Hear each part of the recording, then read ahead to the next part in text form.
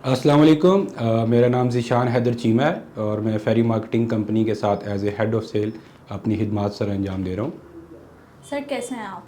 अल्हम्दुलिल्लाह। सर आज का पॉडकास्ट स्टार्ट करते हैं। सबसे पहले पाकिस्तान की इकोनॉमी की बात कर लेते हैं। पाकिस्तान की इकोनॉमिकल सिचुएशन कैसे रियल एस्टेट इंडस्ट्री से रिलेट करती है, क्या समझते हैं आप? पाकिस्तान के अंदर रियल एस्टेट की बहुत ज़्यादा इंपॉर्टेंस है।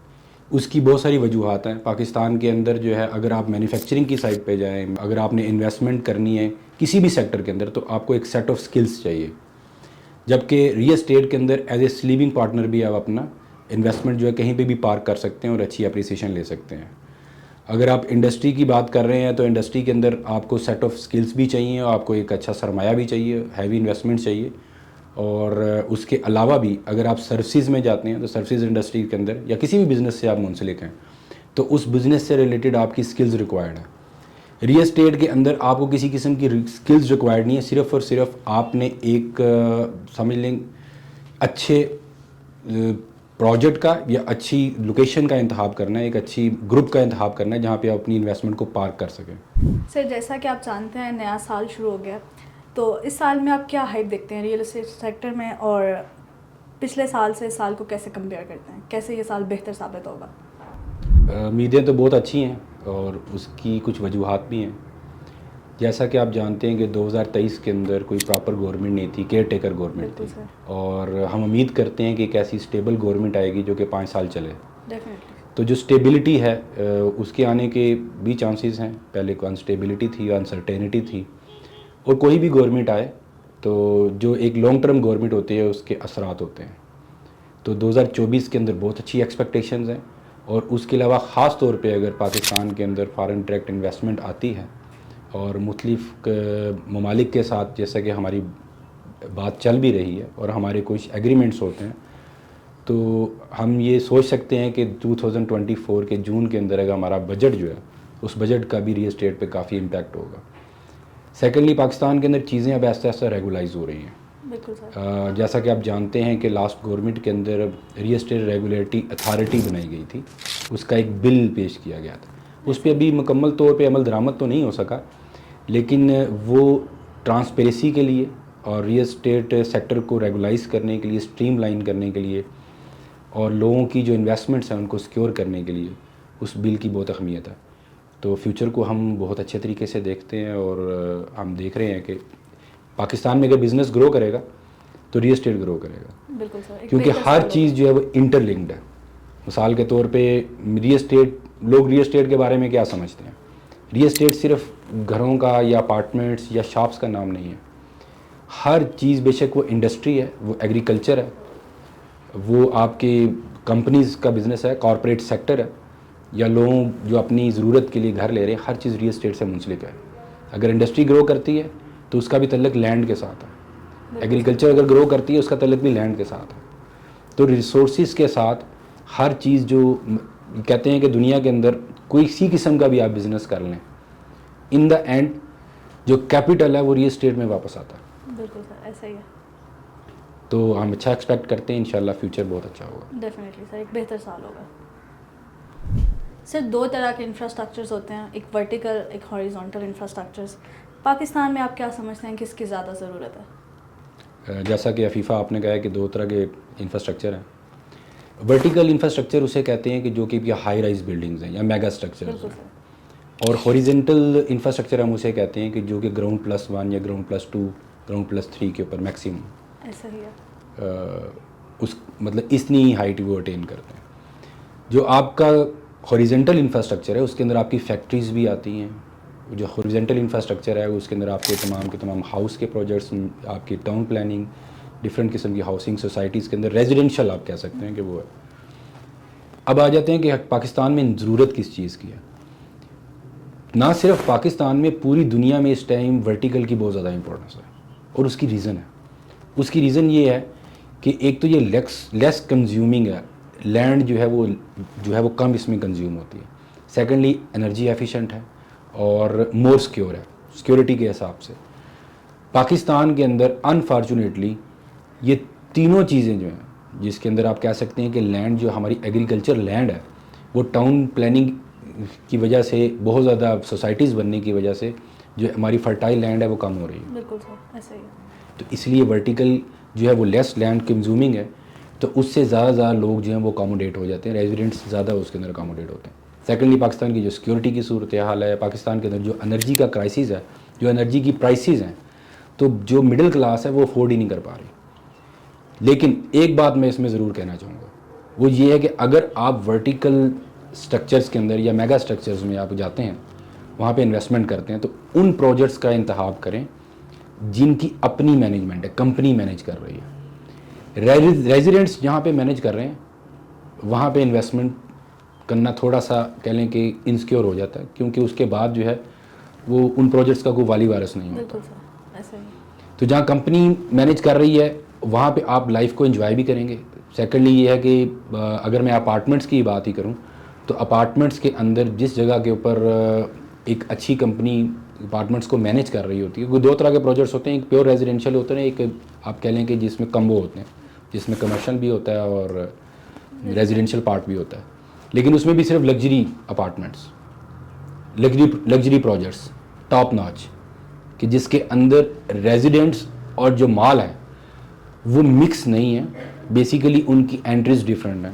बिल्कुल, तो आपको एक लाइफस्टाइल मिलता है जो शायद आप घर में भी इंजॉय नहीं कर सकते। Definitely sir. इसकी मिसाल इसी तरीके से है कि अगर आपको स्विमिंग पूल चाहिए, तो एक बड़ी कम्युनिटी के लिए तो स्विमिंग पूल देना आसान है, लेकिन एक सिंगल हाउस ओनर जो है वो स्विमिंग पूल अफोर्ड नहीं करता।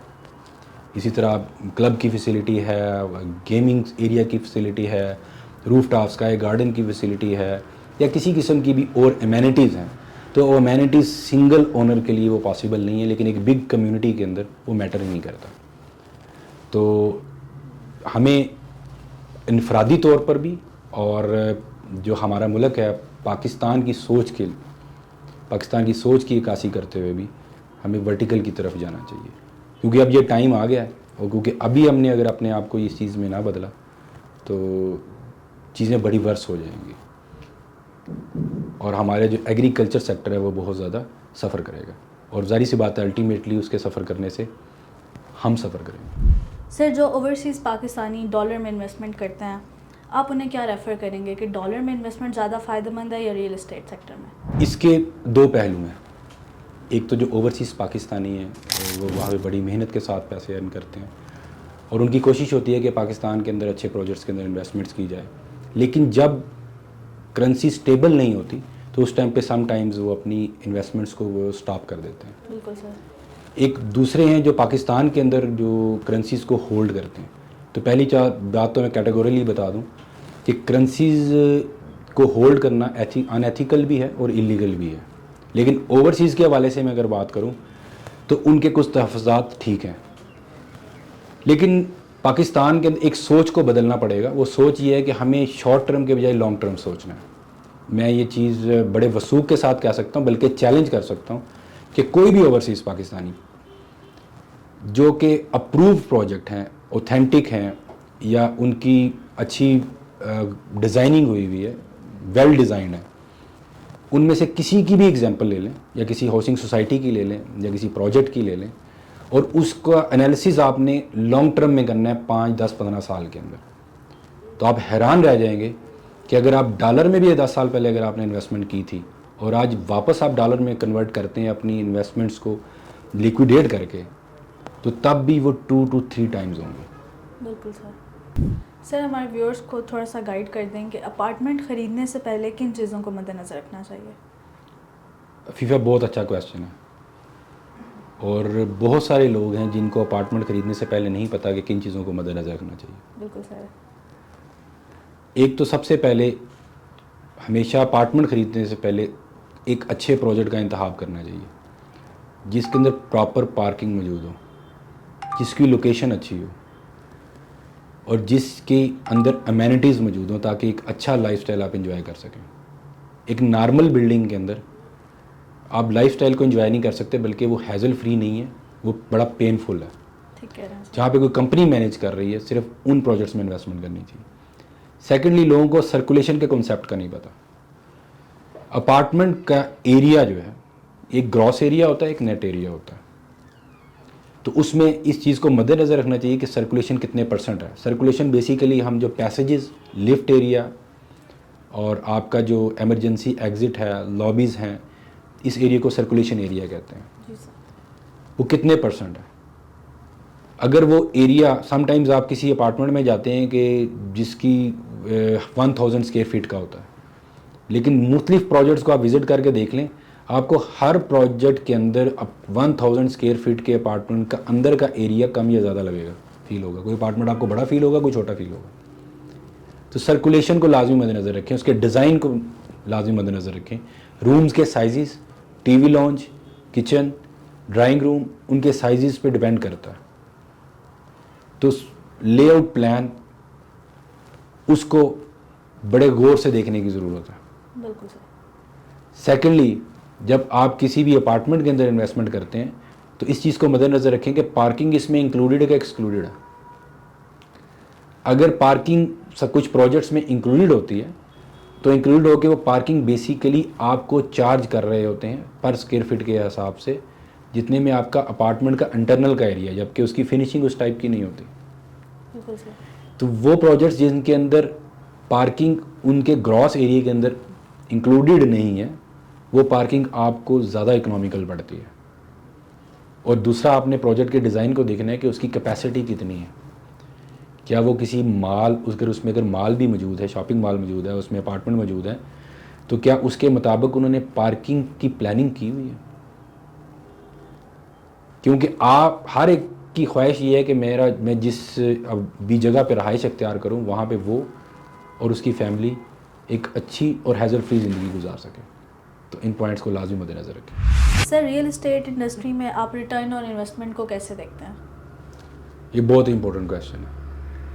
बेसिकली जब रिटर्न ऑन इन्वेस्टमेंट की बात होती है ना, तो लोग, हम सब ही एप्रिसिएशन की तरफ सबसे पहले जाते हैं और ये भूल जाते हैं, जैसे कि मैंने पहले आपको बताया, कि कैपिटल सिक्योरिटी ज़्यादा ही इम्पोर्टेंट है।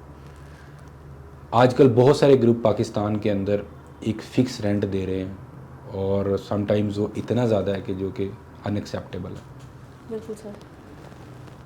हमेशा याद रखें कि आप किसी जगह पे भी इन्वेस्टमेंट करते हैं तो कल को आपकी उसकी ओनरशिप होनी चाहिए, ओनरशिप राइट्स आपको मिले। मैनेजमेंट अगर माल के पास है या किसी भी कंपनी के पास है, माल मैनेज, अगर आपने किसी जगह शॉप्स में इन्वेस्टमेंट की है और माल मैनेजमेंट है वहाँ पे और वो मैनेज कर रही है, ये मैटर नहीं करता, क्योंकि बड़े मॉल्स के अंदर, मेगा स्ट्रक्चर्स के अंदर कंपनीज ही ऑपरेट करती हैं और वो ज़्यादा बेहतर जानती हैं।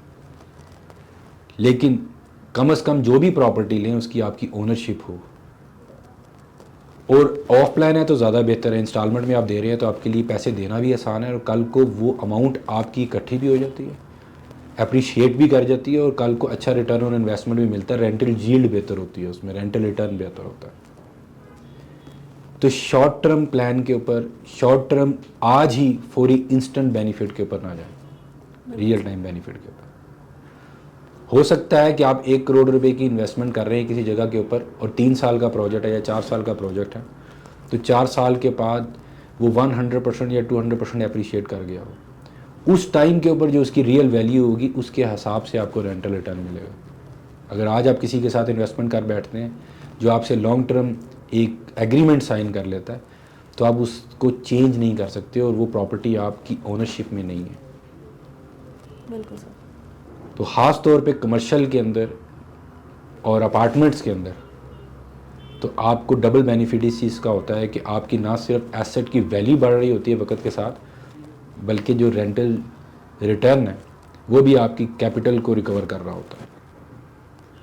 तो लॉन्ग टर्म सोचिए, शॉर्ट टर्म मत सोचिए और अच्छे प्रोजेक्ट्स का इंतखाब करें।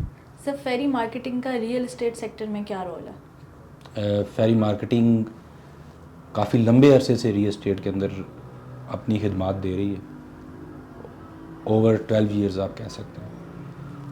और इसका काफ़ी सारे जो प्रोजेक्ट्स हैं, फेरी मार्केटिंग की एक मतलब प्रायोरिटीज़ हैं कि वो उन प्रोजेक्ट्स को सिलेक्ट करती है, उन बिल्डर्स को सिलेक्ट करती है जो पहले डिलीवर कर चुके हैं, जिनकी मार्केट में एक क्रेडिबिलिटी है।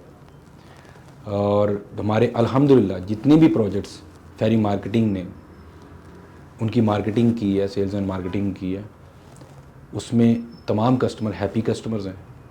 और हमारी प्रोजेक्ट की सिलेक्शन या प्रोजेक्ट एक्विजिशन का जो क्राइटेरिया है वो बड़ा सख्त है। हम पहले इंश्योर करते हैं कि जो हमारे क्लाइंट्स हैं वो कल को सेटिस्फाइड क्लाइंट होंगे और उनको किसी किस्म की भी प्रॉब्लम नहीं फेस करनी पड़ेगी। और सेकेंडली फेरी मार्केटिंग तवज्जो देती है न्यू ट्रेंड्स के ऊपर, न्यू टेक्नोलॉजी के ऊपर, ठीक है। कि जो लेटेस्ट टेक्नोलॉजी यूज़ की जाए और इस तरीके के सिस्टम्स को अडॉप्ट किया जाए जो कस्टमर को ज़्यादा से ज़्यादा फैसिलिटेट करे। जिस तरह कि उसकी मैं मिसाल दूंगा कि अगर पाकिस्तान से बाहर कोई हमारे ओवरसीज़ कस्टमर्स हैं तो उनको वर्चुअल टूर देना है, या उनके हमारे जो एजेंट्स उनसे जो कोऑर्डिनेशन के अंदर होते हैं, और जो जितना भी हमारा कंटेंट होता है, जो हमारे मुख्तलिफ सोशल मीडिया के ऊपर प्रोग्रेस वीडियोस होती हैं, ताकि वो अपडेट रहें, उनके लिए डिसीजन मेकिंग आसान हो और वो ये फील करेंगे जैसे वो जिस प्रोजेक्ट को हम पिच कर रहे हैं वो वहाँ पे मौजूद हैं। Sir, as head of sales फेरी मार्केटिंग, आप क्या सजेशन देना चाहेंगे हमारे क्लाइंट्स को, इन्वेस्टर्स को, हमारे व्यूअर्स को? मैं जो अपने क्लाइंट्स को, अपने वैल्यूड क्लाइंट्स को, और बल्कि तमाम पाकिस्तानियों से मुखातब हूँ मैं, उनको मैं ये सजेशन देना चाहूँगा कि आप लोग ऑफ प्लान प्रॉपर्टीज़ की तरफ जाएँ। पूरी दुनिया में, ना सिर्फ पाकिस्तान में, पूरी दुनिया के अंदर जो मिडिल क्लास है वो सबसे बड़ी क्लास है। बिल्कुल सर। और वो लोग अपनी सेविंग्स के साथ एसेट्स को अपने एसेट्स बनाते हैं। ऑफ प्लान प्रॉपर्टीज से मुराद है कि इंस्टॉलमेंट के ऊपर जो प्रॉपर्टीज़ होती हैं, सिर्फ आपने इंतहाब अच्छे प्रोजेक्ट का करना है। और एक और चीज़, हमेशा एप्रिसिएशन से पहले कैपिटल सिक्योरिटी का सोचें। Capital security is more important than appreciation. Appreciation is a God driven, वो खुद ही आ जाती है। मैं इसकी मिसाल इस तरह दे रहा हूँ कि अगर एप्रिसिएशन को या आपने कैपिटल सिक्योरिटी को इंश्योर करना है तो आपके पास ये राइट है कि आप किसी भी डेवलपर से या टाउन प्लानर से आप ये पूछें कि उसके पास कितनी लैंड की ओनरशिप है और उसके जो प्रोजेक्ट्स हैं वो अप्रूव्ड हैं नहीं हैं, और जो उसका डिज़ाइन उसने किया है वो मार्केट की उस लोकेशन की नीड के मुताबिक है कि नहीं, उसकी नीड मौजूद है कि नहीं मौजूद। और लास्टली, जिसके साथ भी इन्वेस्टमेंट कर रहे हैं उसका प्रोफाइल लाजमी चेक करें। बिल्कुल सर। कि पहले उसने क्या डिलीवर किया है और उसके कस्टमर हैप्पी कस्टमर हैं या हैप्पी कस्टमर नहीं है।